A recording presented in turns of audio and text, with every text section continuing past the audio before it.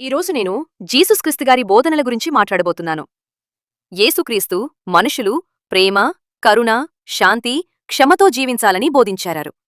ఆయన బోధనలు చాలా సరళమైనవైనా ప్రపంచాన్ని మార్చగల శక్తి వాటిలో ఉంది. యేసుగారి ప్రధాన బోధనల్లో ఒకటి ఒకరినొకరు ప్రేమించండి అనే సందేశం. మన స్నేహితులను మాత్రమే కాదు, అవసరంలో ఉన్నవారిని సహాయం చేయాలి, మనకు అపకారం చేసిన వారిని క్షమించాలి అని ఆయన చెప్పారు. అలాగే క్షమ యొక్క గొప్పతనాన్ని యేసు బోధించారు.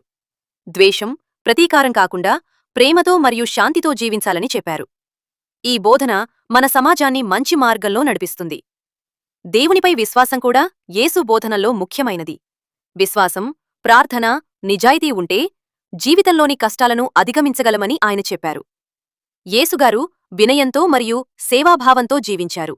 రోగులను స్వస్థపరిచారు, ఆకలితో ఉన్నవారికి ఆహారమిచ్చారు, బలహీనులను ఆదుకున్నారు. ఆయన జీవితం మనకు ఇతరులకు సహాయం చేయటం నేర్పుతుంది.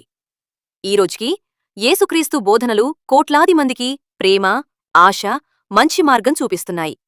మనము ఆయన బోధనలు పాటిస్తూ ప్రేమ, శాంతి, కరుణను ప్రపంచానికి పంచుతాం. ఈ మెసేజ్ మీకు నచ్చితే ఫాలో చేయండి, కామెంట్ చేయండి, షేర్ చేయండి.